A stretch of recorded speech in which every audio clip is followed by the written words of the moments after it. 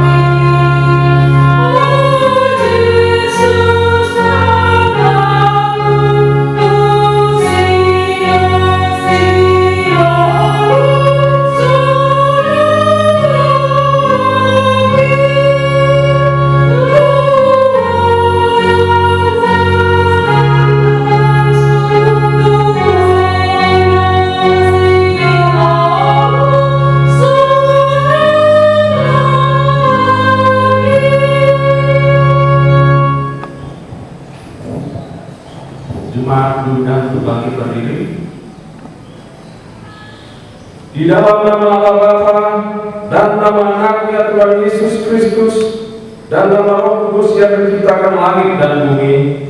Amin. Sebab beginilah firman Tuhan Allah, dengan sesungguhnya aku sendiri akan memperhatikan domba-dombaku dan akan mencarinya.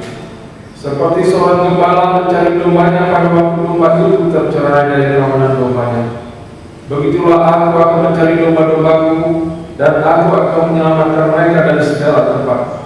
Haleluya.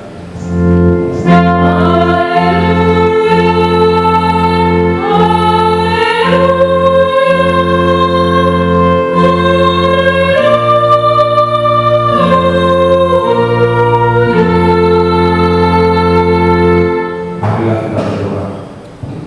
Ya Tuhan Allah yang Maha Kuasa, yang adalah awal dan akhir, Tuhan telah menjadikan di dalam anak Tuhan Yesus Kristus bahwa Engkau berkenan mengampuni dosa dan memberi kebenaran kepada kami serta hidup yang kekal. Kasihanilah kami dan genapilah janji-Mu pada kami. Bangunkan dan pimpinlah kami dengan Roh-Mu, supaya kami mencari pertolongan kepada-Mu pada waktu kesesatan. Kuatkanlah kami supaya tetap percaya kepada firman dan janji-Mu agar memperoleh hidup yang kekal. Di dalam nama Anak Tuhan Yesus Kristus Tuhan kami. Amin. Jemaat, silakan duduk dulu. Kita bernyanyi dari buku ini yang PPP nomor 115 ayat 1 dan ayat 2.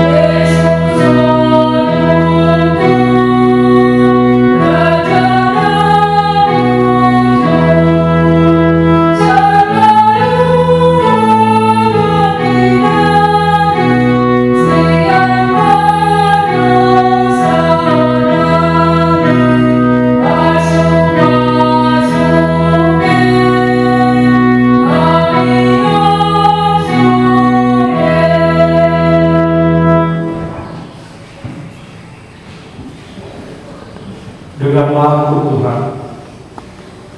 Yang pertama, akulah Tuhan Allahmu, jangan ada padamu Allah lain di hadapanku. Yang kedua, jangan perbuat bagimu patung yang menyerupai apapun yang ada di langit, atau yang ada di bumi, atau yang ada di dalam air di bawah bumi untuk disembah atau dituruti. Yang ketiga, jangan menyebut nama Tuhan Allahmu dengan sembarangan, sebab Tuhan akan menghukum orang yang menyia-nyiakan namanya. Keempat, ingat dan kuduskanlah hari Sabat. 6 hari lamanya engkau akan bekerja dan melakukan segala pekerjaan. Tetapi hari ke-7 adalah hari Sabat Tuhan Allah. Maka jangan melakukan sesuatu pekerjaan, engkau atau anakmu laki-laki atau anakmu perempuan, atau hambamu laki-laki atau hambamu perempuan, atau hewanmu, atau orang asing yang berada di tempat kediamanmu. Sebab pada 6 hari lamanya Tuhan menjadikan langit dan bumi, laut dan segala isinya, dan Dia berhenti pada hari yang ke-7. Itulah sebabnya Tuhan memberkati hari Sabat dan menguduskannya. Yang kelima, hormatilah ayah dan ibumu, supaya lanjut umurmu di bumi yang diberikan Tuhan Allahmu kepadamu. Keenam, jangan membunuh. Ketujuh, jangan berzina. Kedelapan, jangan mencuri. Kesembilan, jangan mengucapkan saksi dusta terhadap sesama manusia. Kesepuluh, jangan mengingini rumah sesamamu, jangan mengingini istrinya atau hambanya laki-laki, atau hambanya perempuan, atau lembunya, atau keledainya, atau apapun yang dimiliki sesamamu. Bagaimanakah firman Tuhan tentang ke-10 hukum itu? Demikian, Aku Tuhan Allahmu adalah Allah yang cemburu, yang membalaskan kesalahan bapa kepada anak-anaknya, kepada keturunan yang ketiga dan keempat dari orang yang membenci Aku. Tetapi Aku menunjukkan kasih setia kepada beribu-ribu orang, yaitu mereka yang mengasihi Aku dan berpegang pada perintah-perintah-Ku. Marilah kita sama-sama berdoa. Ya Tuhan Allah, kuatkanlah kami untuk melakukan yang sesuai dengan hukum-Mu. Amin. Kita bernyanyi dari buku ND nomor 417 ayat 1 dan ayat 2. Oh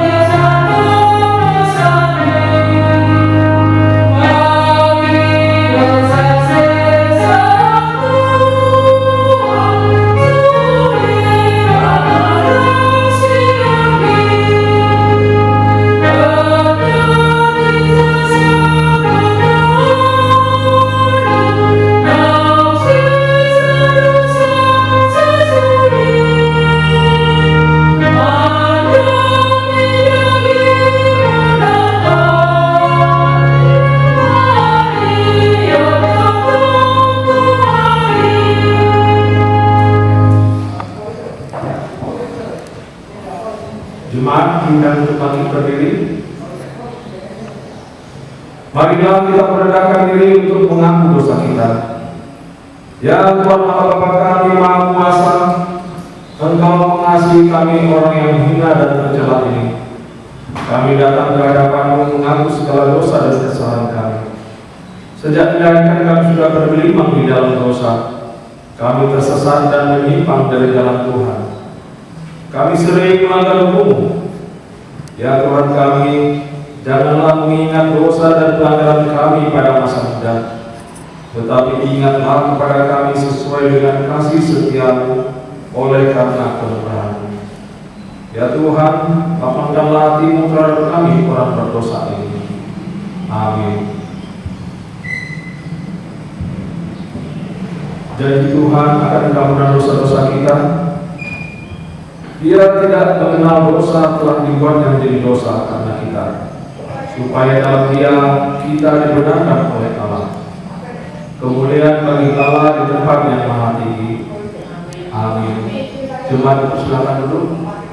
Kita bernyanyi 686 ayat 1 dan ayat 2.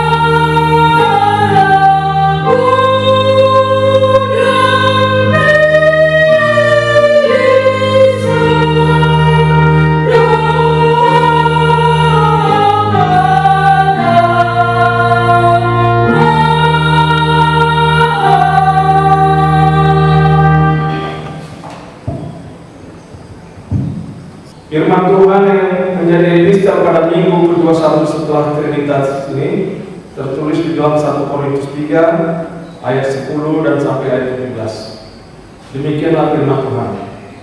Sesuai dengan kasih karunia Allah yang dianugerahkan kepadaku, aku sebagai seorang ahli bangunan yang cakap telah menetapkan dasar, dan orang lain membangun terus di atasnya. Tetapi tiap-tiap orang harus memperhatikan bagaimana ia harus membangun di atasnya.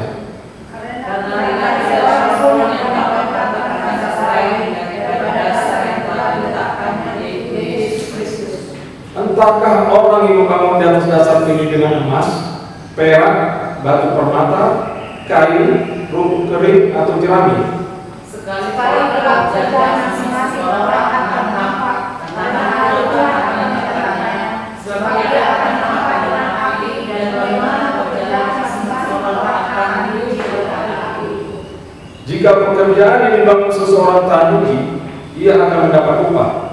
Jika pekerjaannya terbakar, ia akan menderita kerugian, tetapi ia sendiri akan diselamatkan, tetapi dari dalam api.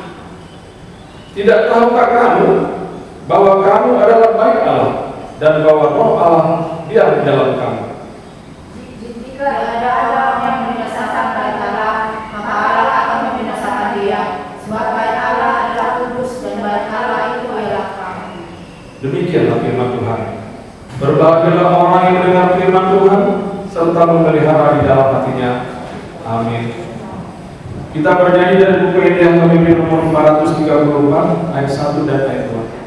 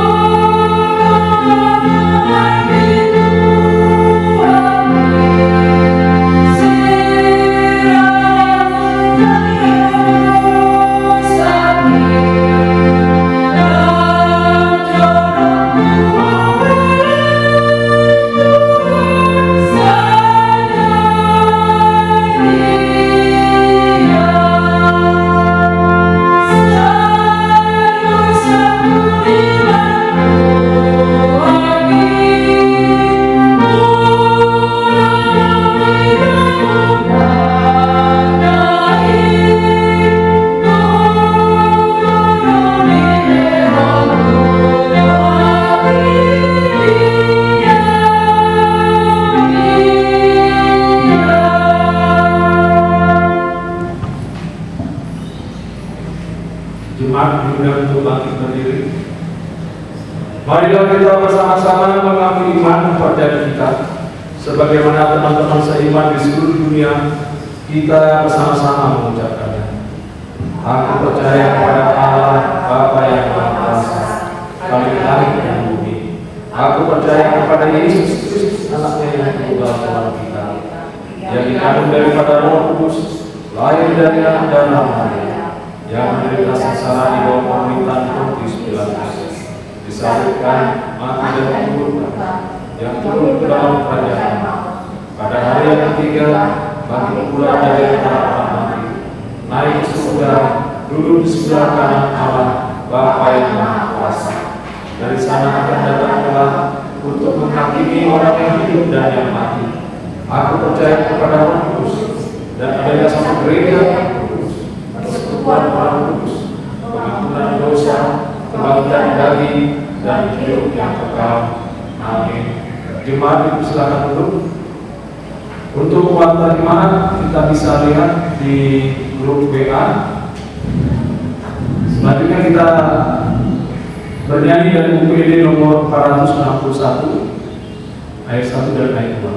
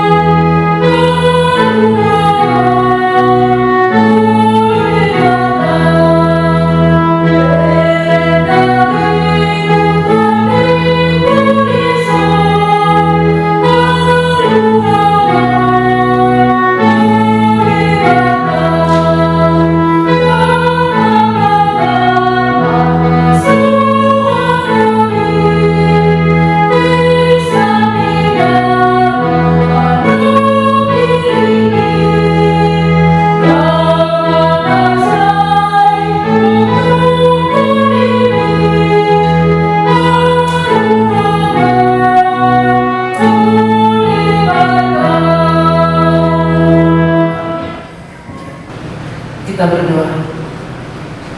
Damai sejahtera Allah yang melampaui segala akal, itulah kiranya yang memelihara hati dan pikiran di dalam Kristus Yesus Tuhan kita. Amin. Shalom, horas amanginang. Semoga kita semua dalam keadaan sehat pada saat ini. Dan firman Tuhan bagi kita pada minggu ke-21 setelah Trinitatis diambil dari 2 Raja-Raja 23 mulai dari ayat 1 hingga ayat 14. Demikian bunyinya. Sesudah itu raja menyuruh orang mengumpulkan semua tua-tua Yehuda dan Yerusalem. Kemudian pergilah raja ke rumah Tuhan dan bersama-sama dia semua orang Yehuda dan semua penduduk Yerusalem, para imam, para nabi dan seluruh orang awam, dari yang kecil sampai yang besar.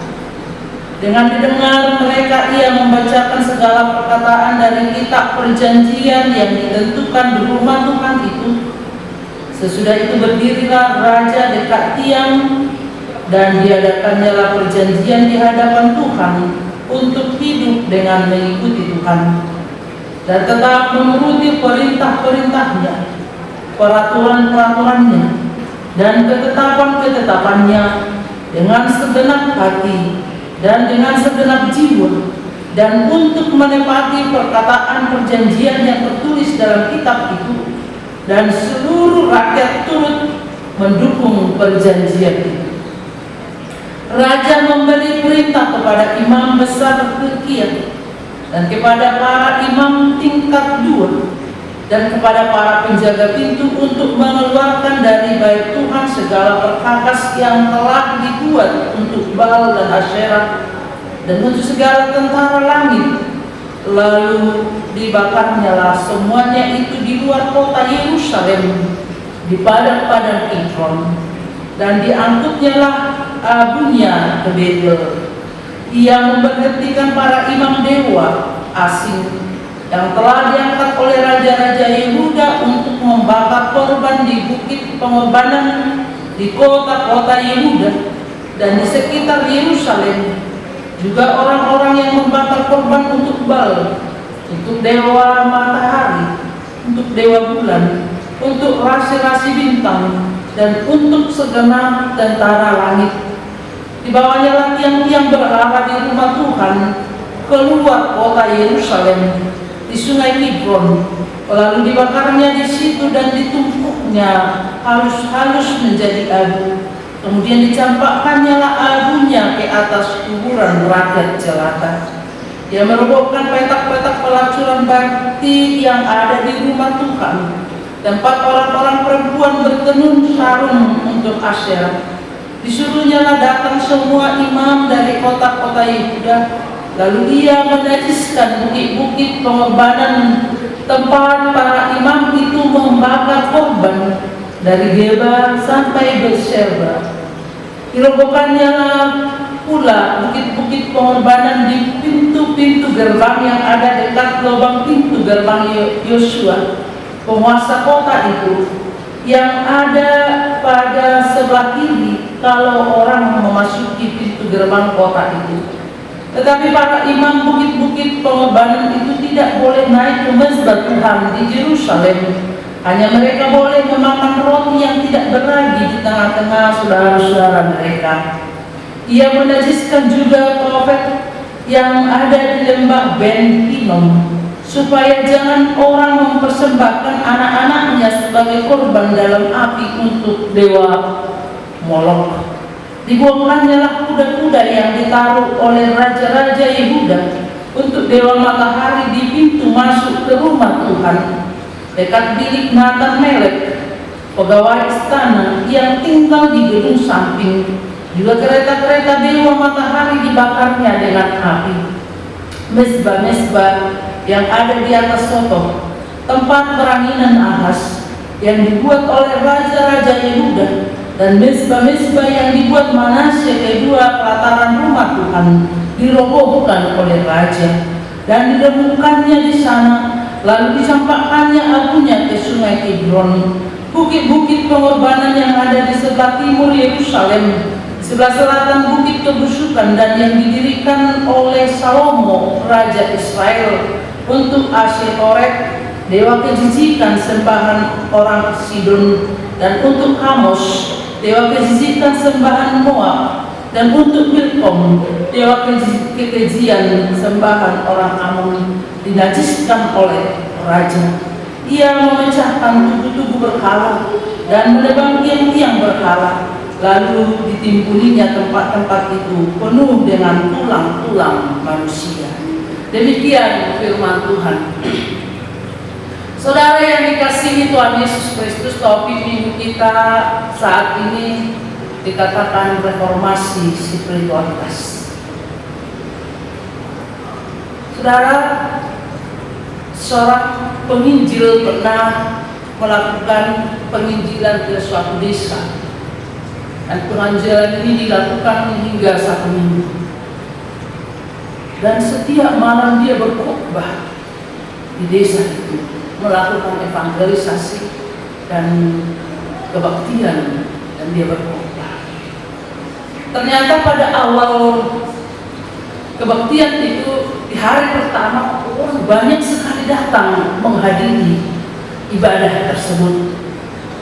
Tapi lama-kelamaan orang semakin berkurang dan berkurang, hingga pada suatu hari bahkan orang tidak ada lagi datang untuk mendengarkan pengkhotbah tersebut. Tetapi pengkhotbah ini tidak berhenti untuk berkhotbah, walaupun tidak ada lagi orang yang melakukan lagi ibadah seperti yang telah dijadwalkan, dan dia tidak peduli adakah orang atau tidak, dan dia berkhotbah terus. Melihat peristiwa itu, seorang musafir datang menjumpai pengkhotbah tersebut dan berkata, "Kenapa Anda masih terus berkhotbah? Padahal tidak ada lagi orang yang mendengarkanmu. Kenapa Anda masih terus berkhotbah padahal tidak ada lagi orang yang berkumpul di sini? Apakah ini bukan pekerjaan yang sia-sia?" Maka pengkhotbah itu menjawab, "Bukan.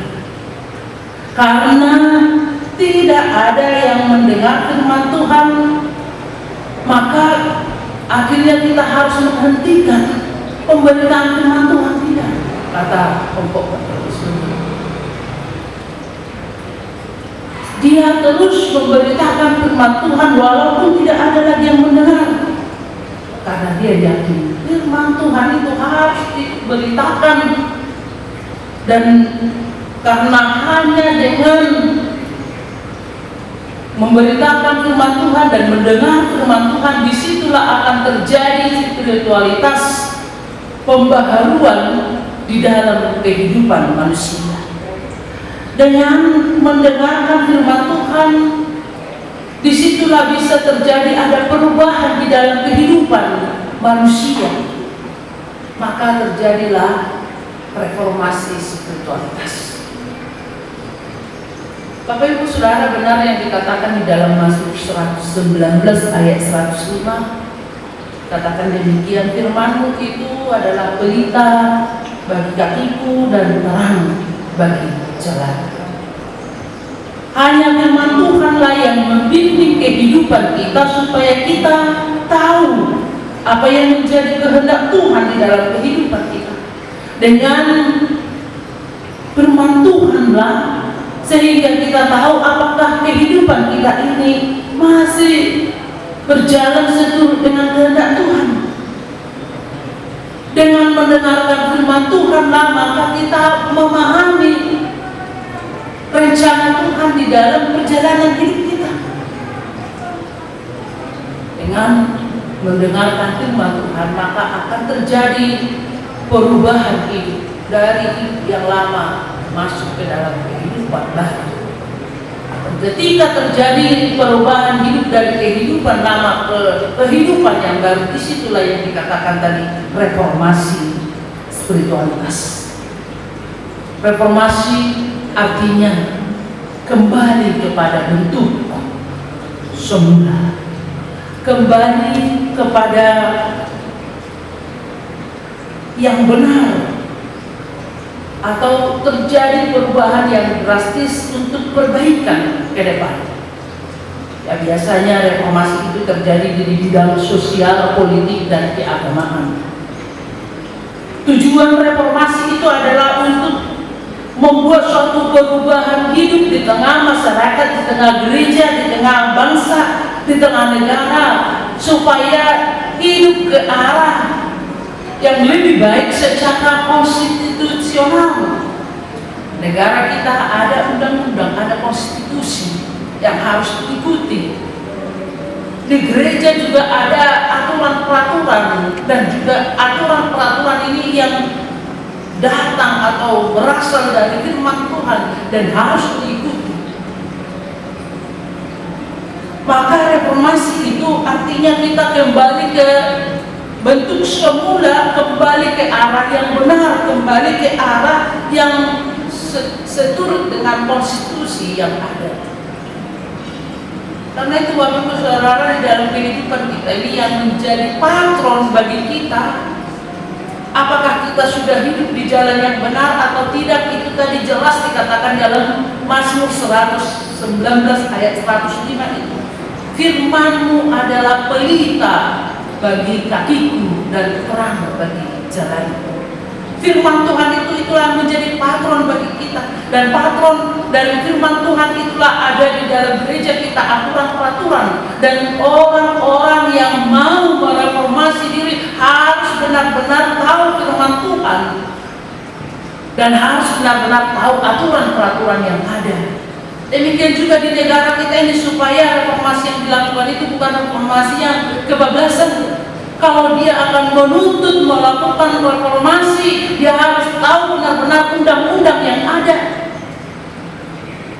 harus tahu benar-benar apa peraturan yang benar, sehingga dia melihat dari peraturan itu mana yang sudah menyimpang ke kiri atau ke kanan, dan dengan demikian itu akan direformasi sehingga kembali ke jalan yang benar. Demikian juga saudara-saudari, dalam kehidupan kita bergereja itu ada patron kita, yaitu firman Tuhan, dan aturan-peraturan di dalam gereja kita harus kami pilih. Kita harus memahami dan mengetahuinya sehingga kita bisa mereformasi, melihat apakah arah jalan kita masih di jalan yang benar atau sudah menyimpang ke kiri dan ke kanan tadi. Kalau sudah menyimpang, mari reformasi dirimu kembali ke jalan yang benar. Karena itu Bapak Ibu Saudara, jika dikatakan reformasi spiritualitas, maka dengarlah firman Tuhan, pelajarilah firman Tuhan, hayatilah firman Tuhan, patuhilah firman Tuhan, ikutilah aturan, ikutilah perintah, ketetapan Tuhan, dan lakukanlah firman Tuhan. Di situ Bapak Ibu Saudara, karena reformasi itu bukan hanya reformasi yang begitu saja, tetapi ada patron yang harus kita ikuti. Bapak Ibu Saudara yang dikasihi Tuhan Yesus Kristus, demikianlah yang dilakukan oleh Raja Yosia di tengah-tengah kehidupan bangsa Israel. Dia melakukan reformasi yang luar biasa dengan tujuan Raja Yosia ingin mengembalikan citra umat Israel sebagai bangsa pilihan Tuhan. Yosua ingin mengembalikan citra bangsa Israel sebagai bangsa perjanjian Tuhan, supaya mereka setia selalu kepada janji mereka kepada Tuhan. Apa janji Tuhan kepada bangsa? Tuhan berjanji, aku adalah Allahmu dan engkau adalah umatku. Aku akan memelihara engkau dan engkau akan beribadah kepada aku. Itulah janji Tuhan kepada bangsanya, bangsa yang dikasihinya itu. Raja Yosia memerintahkan supaya bangsa Israel kembali menuruti perintah Tuhan, kembali kepada perjanjian itu, kepada ketetapan-ketetapan itu, kepada perintah-perintah Tuhan. Dengan segenap hati mereka, dengan segenap jiwa mereka, mereka harus kokoh, kuat, mengingat dan melakukan janji mereka kepada Tuhan. Supaya dengan perjanjian itu, maka mereka akan kembali menjadi bangsa yang benar sebagai bangsa pilihan Tuhan. Dan supaya perjanjian itu kokoh dan kuat, maka Raja Yosia sekarang memerintahkan ada beberapa hal. Yang pertama, dia mengatakan supaya semua alat-alat atau perkakas-perkakas yang telah dipakai untuk menyembah dewa Baal, dewa Asyera, harus dibuang ke sungai, dibakar dan dibuang ke sungai. Yang kedua, dia memerintahkan supaya memberhentikan semua para imam dewa-dewa Baal yang diangkat oleh raja-raja sebelumnya. Dan yang ketiga, Raja Yosia memerintahkan supaya semua tempat penyembahan dewa berhala dirobohkan dan dibakar dan abunya dibuang ke sungai. Dan yang terakhir, dia memerintahkan supaya merobohkan semua tiang-tiang berhala, tugu-tugu berhala, semua dipecahkan dan kemudian ditimbun di atasnya tulang belulang manusia. Artinya mengatakan bahwasanya itu tidak ada gunanya, dan semua tiang-tiang berhala itu, semua tugu-tugu berhala itu sama nilainya dengan tulang belulang manusia. Kalau begitu, jikalau tiang-tiang itu dan tugu-tugu berhala tadi sama nilainya dengan tulang-tulang manusia, untuk apa itu disembah? Untuk apa itu dipuja? Toh itu kan nggak ada gunanya, toh itu nggak bermanfaat. Bahkan apabila diibaratkan itu seperti atau dibuang di atasnya dibuang tulang-tulang manusia, itu menggambarkan itu adalah semuanya kebusukan, kejijikan, dan hal yang tidak berguna. Semua kita pasti tidak senang melihat tulang-tulang, apalagi tulang-tulang manusia. Itu adalah kebusukan dan kejijikan. Saudara yang dikasihi Tuhan Yesus Kristus, karena penyembahan berhala itu, maka kehidupan bangsa Israel telah jauh dari Tuhan.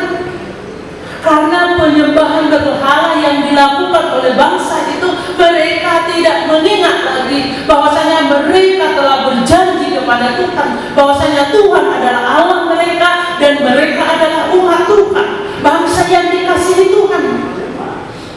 Nah, itulah Raja Yosia melakukan reformasi yang luar biasa. Yosia ingin mengembalikan ibadah yang benar di dalam kehidupan bangsa Israel.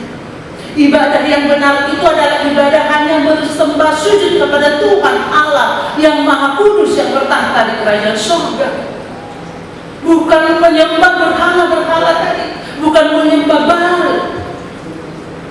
Dan reformasi dari Raja Yosia ini bukan hanya mengembalikan ibadah yang benar di tengah-tengah kehidupan bangsa Israel, tetapi juga Raja Yosia ingin menyelamatkan bangsa itu.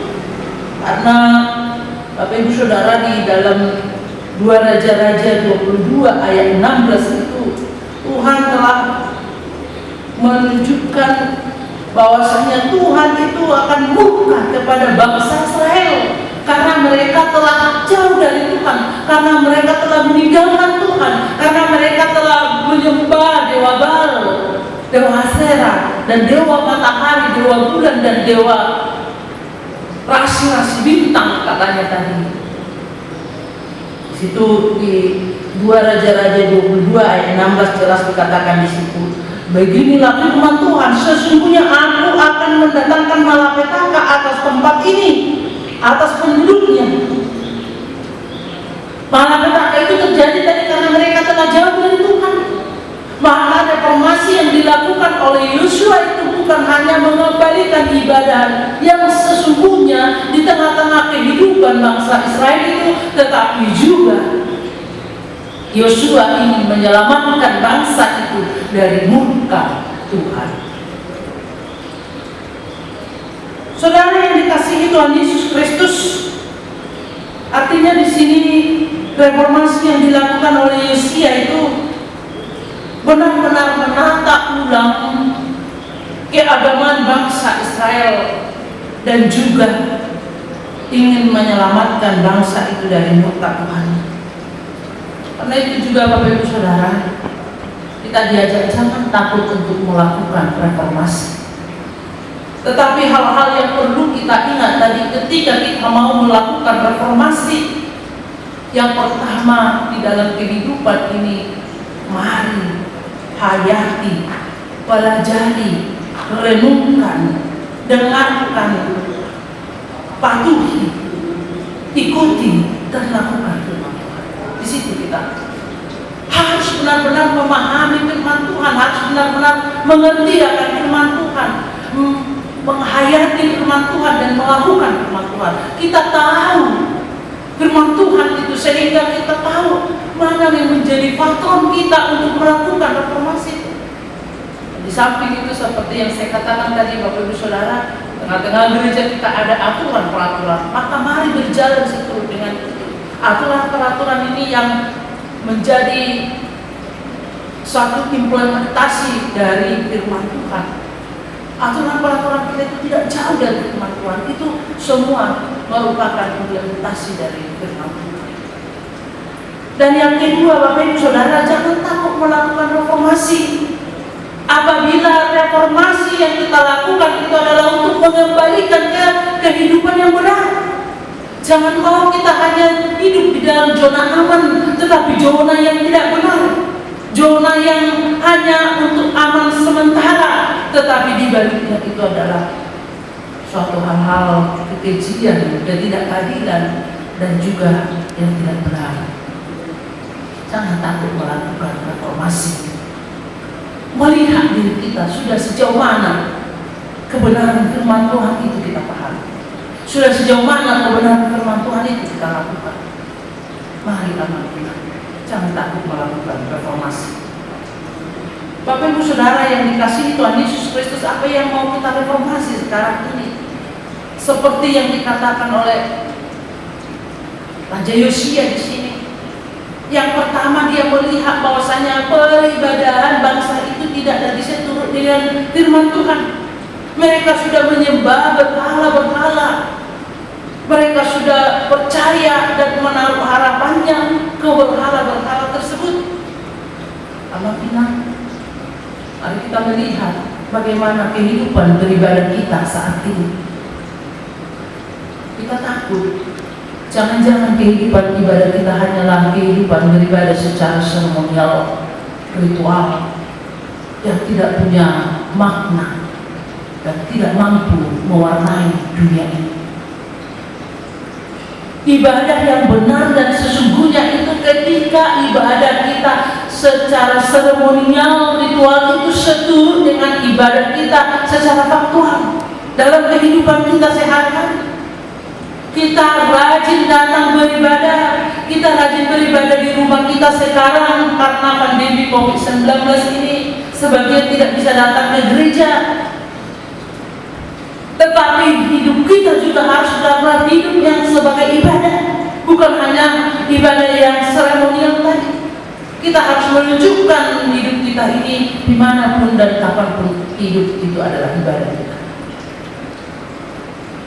Tapi yang menjadi pertanyaan aminan dan perenungan bagi kita, jangan-jangan jauh kepada Tuhan di masa pandemi COVID-19 ini. Jangan-jangan ibadah pria virtual itu menjadi tempat kita untuk bersembunyi. Itu bersembunyi secara dalam tanda kutip yang saya katakan. Artinya begini, kita mengatakan kita beribadah di rumah dan memberikan persembahan kita ke gereja, padahal sesungguhnya tidak benar-benar melakukan ibadah itu. Itu harus kita renungkan juga anak-anak saudara. Kalau kita melakukan hal-hal seperti itu, mari bertobat aman. Lakukanlah ibadah itu, walaupun di rumah masing-masing. Dan kalau memang bisa, datanglah ke bait suci Tuhan, beribadah. Tetapi tadi harus kita renungkan, ibadah kita itu bukan hanya ibadah yang seremonial, yang ritual. Ibadah yang sebenarnya itu ibadah dengan kehidupan kita secara faktual setiap hari, setiap waktu. Kita menyerahkan hidup kita secara total kepada Tuhan dan berpengharapan kepada Tuhan di dalam kehidupan kita dan percaya hanya kepada Tuhan di dalam perjalanan hidup. Bapak Ibu Saudara, mungkin walaupun sudah lebih 500 tahun reformasi yang telah dilakukan oleh Martin Luther, Bapak gereja kita, tokoh gereja Protestan, tapi perlu masih hingga saat ini diingatkan bagi jemaat kita, bagi jemaat HKBP. Jangan-jangan masih ada yang melakukan seperti pada masa kerajaan Yosia ini. Dia menyembah berhala, dia beribadah kepada ke bukit-bukit atau ke pohon-pohon yang dianggap keramat. Dia percaya dengan benda-benda sakti yang dia pegang. Bisa aja dengan ada cincin, atau ada dengan tali pinggang, atau segala macamnya itu. Dia percaya dengan kekuatan dari dunia ini, percaya dengan pengobatan datu, dukun. Bapak Ibu Saudara, kehidupan beribadah yang seperti itu sudah sangat-sangat menyedihkan di dalam perjalanan kehidupan orang Kristen. Nah, saya katakan tadi reformasi Martin Luther yang telah dilakukan oleh Martin Luther sudah lebih dari 500 tahun yang lalu. Itu tokoh yang kita pelajari, yang kita tahu, yang benar-benar merubah kepercayaan yang tidak benar, yang sudah menyimpang dari kebenaran firman Tuhan. Bapak Ibu Saudara, apa yang dilakukan Martin Luther bisa kita lihat dalam acara yang telah kita bagikan, tapi saya akan katakan juga itu. Reformasi yang dilakukan oleh Martin Luther yang paling menonjol, sesungguhnya ada 95 dalil yang dia tempelkan di depan pintu gerbang Wittenberg. Tapi ada beberapa yang sangat-sangat terkenal dari yang dilakukan oleh Martin Luther. Itu yang pertama, dia benar mereformasi tentang penjualan surat-surat pengampunan dosa atau yang sering dikatakan indulgensi. Hari ini adalah hari reformasi yang amat kinang sekali. Hari Sabtu. Dia menantang penjualan surat-surat pengampunan dosa itu, yaitu indulgensi itu. Karena dia mengatakan, dan memang itu yang sesungguhnya, bahwasanya bukan karena surat pengampunan dosa ini kita bisa selamat, tetapi kita selamat hanya karena Tuhan Yesus. Atas dasar kepercayaan kita kepada Tuhan Yesus, sehingga kita berhak menerima pengampunan dosa itu. Dan itulah yang sering dikatakan dengan doktrin justification of by faith, pembenaran oleh karena iman kepada Tuhan. Karena itu, jika ada uangmu, jika ada kekayaanmu, berikanlah itu kepada fakir miskin, kata Martin Luther. Berikanlah itu kepada orang-orang yang tidak memiliki apa-apa. Karena itu tidak, uang itu tidak bisa untuk mendapatkan pengampunan dosa. Dan yang kedua yang paling jelas ditolak oleh Martin Luther, yaitu tradisi keagamaan yang sudah berlangsung beratus tahun lamanya. yaitu dengan hak istimewa pastor atau pendeta untuk membacakan dan menafsirkan Alkitab. Dan ketika itu waktu Luther menafsirkan Alkitab itu menerjemahkan Alkitab itu ke bahasa Jerman supaya Alkitab itu bisa dibaca oleh kaum awam siapapun yang ingin membacanya, supaya jangan ada yang mempelintirkan isi Alkitab itu sesuai dengan keinginan dirinya sendiri. Artinya Alkitab itu bisa dibaca dan dimiliki oleh semua orang. Itulah reformasi yang dilakukan oleh Martin Luther, Bapak Ibu Saudara. Bapak Ibu Saudara, kembali ke kita sekarang, gereja Tuhan, gereja HKBP Sumatera. Mari kita tanya, masih benarkah kita berjalan seturut dengan kehendak Tuhan? Sebagai jemaat, sebagai perharadu, sebagai pemimpin, jangan ada menduakan Tuhan, karena Tuhan kita itu Tuhan yang cemburu. Dia akan murka kepada orang-orang yang menduakan. Rencana Tuhan tadi dengan penyelewengan, penyimpangan bangsa Israel dari kehendak Tuhan, karena mereka telah menyembah Baal, menyembah dewa Asyera, menyembah dewa-dewa yang ada di dunia ini. Tuhan murka dan akan menghukum mereka. Bapak Ibu Saudara, terima kasih dengan firman Tuhan buat kita saat ini yang mengingatkan kita, coba kita mengoreksi atau ada hal-hal lain yang kita percayai saat ini, yang masih kita pelihara di dalam kehidupan kita. Kita percaya dan menaruh harapan kepadanya. Buang itu jauh-jauh. Bapak Ibu Saudara yang dikasihi Tuhan Yesus Kristus, dan kemudian di sini Yosua benar-benar menata kehidupan bangsa itu supaya percaya kepada Tuhan dan menaruh pengharapan hanya kepada Tuhan saja. Bapak Ibu Saudara, reformasi ini juga harus kita lihat ini, atau mungkin di tengah masyarakat, atau mungkin di tengah keluarga kita, supaya kita semakin mau belajar dari firman Tuhan, membaca firman Tuhan, menghayati firman Tuhan, melakukan firman Tuhan. Dengan demikian kita bisa benar-benar berjalan di jalan yang seturut dengan kehendak Tuhan. Dan kita melihat apakah kita sudah jauh menyimpang dari kehendak Tuhan. Jikalau jauh, maka masih kembali ke jalan yang benar. Karena firman Tuhan tadi, Mazmur 119 ayat 105 mengatakan, firman-Mu itu pelita bagi kakiku dan terang bagi jalan. Amin. Kita Allah yang maha baik, Allah yang kami kenal di dalam nama anak-Mu Tuhan Yesus Kristus. Kami bersyukur Tuhan, jikalau Tuhan mengingatkan kami supaya kami melihat perjalanan kehidupan kami sebagai pengikut Kristus, supaya kami melihat perjalanan hidup kami sebagai orang-orang yang percaya kepada-Mu, supaya kami melihat perjalanan hidup kami sebagai orang-orang yang telah menerima firman-Mu, yang telah mendapatkan kitab suci sebagai pedoman untuk memahami firman Tuhan dan kehidupan.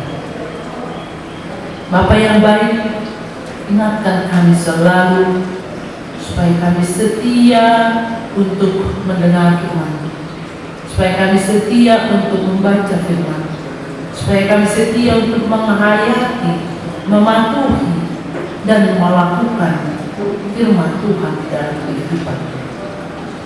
Dengan demikian kami yakin dan percaya bahwa Tuhan akan memberikan kepada kami sukacita dan kehidupan karena anak-Nya Tuhan Yesus Kristus telah datang ke dunia untuk menebus kami. Bapa yang baik, berkati kami, memberkati setiap jemaat yang akan besok hari, mulai dari anak-anak hingga orang tua, dalam Tuhan yang memelihara kita. Dan ingatkan kami, apabila masih ada jemaatmu saat ini yang percaya dengan kekuatan-kekuatan dunia ini, kekuatan dukun, benda-benda keramat, ingatkan mereka Bapa bahwasanya Engkau jauh lebih kuat dari semuanya itu, karena Engkau yang menciptakan semua. Supaya kami mau hanya percaya kepadamu, bersandar kepadamu, dan berharap kepadamu di dalam perjalanan hidup ini. Terima kasih Bapa, ampuni kami dari segala kesalahan kami. Terima kasih setia Tuhan di dalam kehidupan kami. Inilah doa dan permohonan kami ada di dalam Kristus Yesus. Kami berdoa dan mengucap syukur. Amin. Kita bernyanyi dari buku NDHKBP nomor 754 ayat 1 dan 2 sambil mengumpulkan persembahan di rumah masing-masing.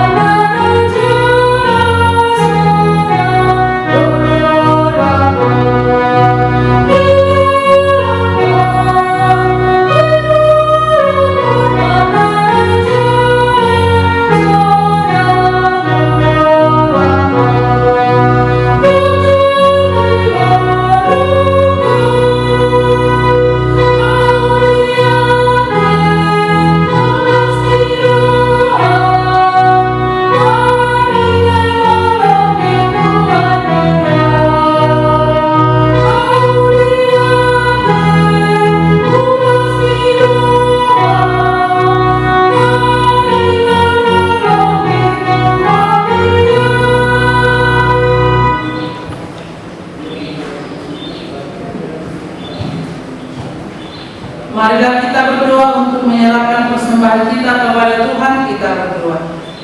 Ya Allah Bapa kami yang di surga, kami mengaku bahwa Tuhan adalah sumber dari segala karunia yang melimpah dalam kehidupan kami masing-masing. Sebagian daripada karunia itu kami serahkan kembali sebagai persembahan kepada Tuhan. Terimalah dan berkatilah persembahan umat-Mu ini, agar dapat kami pergunakan untuk pekerjaan dan pelayanan kerajaan Tuhan di dunia ini. Bukalah hati kami untuk mengenal betapa banyak berkat dan karunia yang kami peroleh dari Tuhan, supaya kami senantiasa bersyukur kepadamu. Di dalam nama Yesus Kristus Tuhan kami, amin.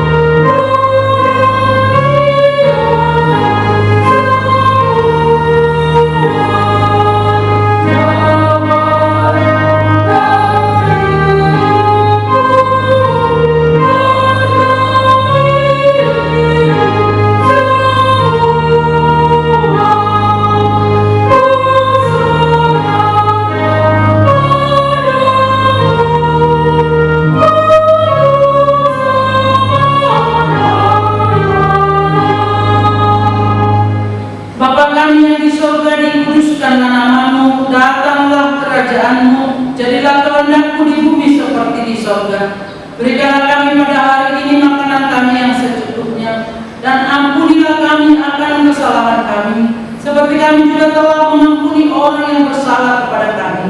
Dan janganlah membawa kami ke dalam pencobaan, tetapi lepaskanlah kami daripada yang jahat.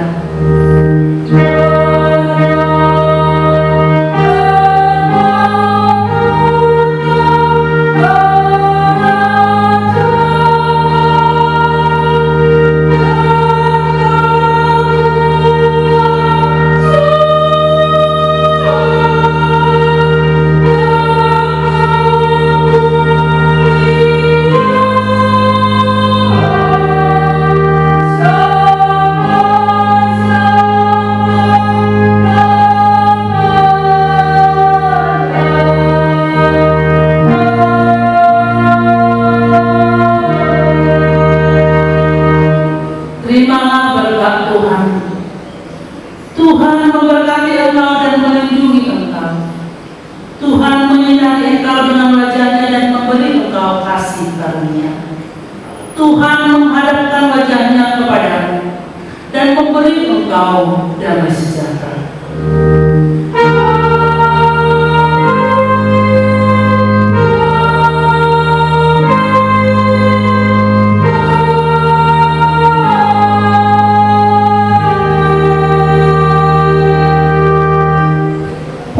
Oras Samanginang selama hari Minggu bagi kita sekalian.